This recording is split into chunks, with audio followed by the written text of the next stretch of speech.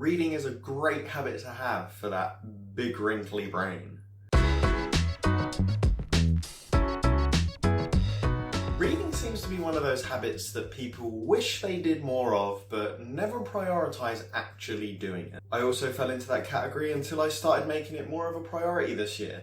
I was inspired to start reading more by the same person that inspired me to start this YouTube channel.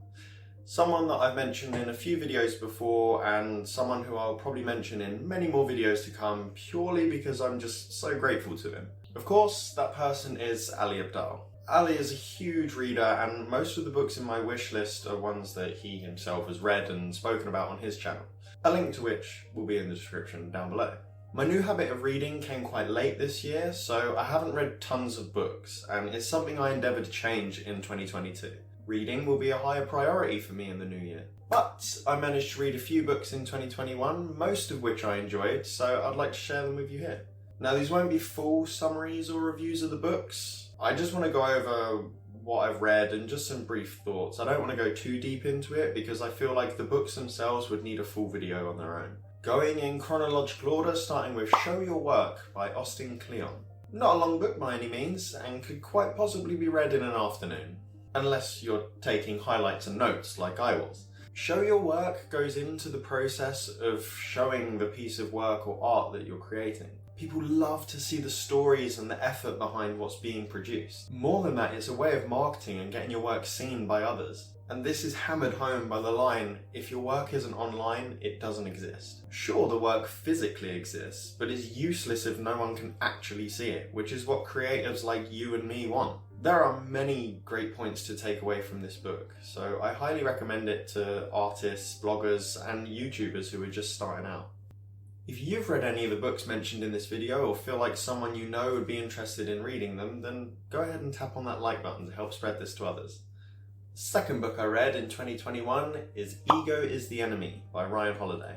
I've mentioned Ryan Holiday in a few videos before, and he's a person that I greatly admire and one that's taught me a lot about stoicism. Ego is the Enemy goes deep into the idea of letting go of your ego, putting yourself to one side and looking at the bigger picture to make rational decisions, because 99% of the time, ego destroys everything it touches in the long term. The book is filled with stories of both successes through acting selfless and failures through pride and stubbornness. It has stories from people like John Boyd, Ryan Hammett, and Richard Nixon. It's a great book to learn from history and to gain some perspective. Book 3 of 2021 is The War of Art by Steven Pressfield. Structured in the same way as The Art of War from 2,500 years ago, The War of Art focuses on one main thing, and that is resistance. Pressfield goes into all the different forms that resistance takes and steps to avoid them. One thing is very clear though. When you find resistance, you know you're heading in the right direction, because resistance only rears its ugly head when there's creative and important work that needs doing. The more important the work, the harder the resistance pushes back. Not my favourite book because of the way it was structured, but I'd still class it as a must-read for creatives like you and me.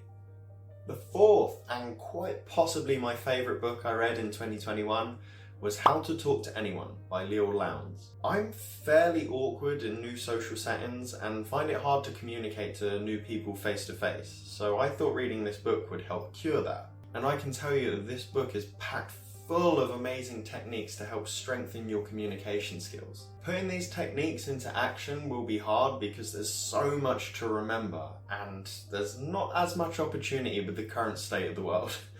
But they're all there ready to be used. I loved all the personal anecdotes being used to paint a picture of the techniques being used. A must read for all different personality types, not just socially awkward people like me. There's a lot of information to put to good use. Now at the time of recording, I haven't finished reading this next book, but I wanted to include it anyway because I would have finished it by New Year, and that is Happy Sexy Millionaire by Stephen Bartlett. The book showcases how Bartlett views the world and takes you on the journey of how he got to where he is in his profession and beliefs. He's only about a year older than me, and although I'm not a millionaire by any stretch of the imagination, I find a lot of what he says very relatable. I can't say who I'd recommend this book for yet, but if you want to hear someone's idea of happiness and success, written in plain English, then this one's for you. And there are all the books I read in 2021. Well, the books I finished anyway.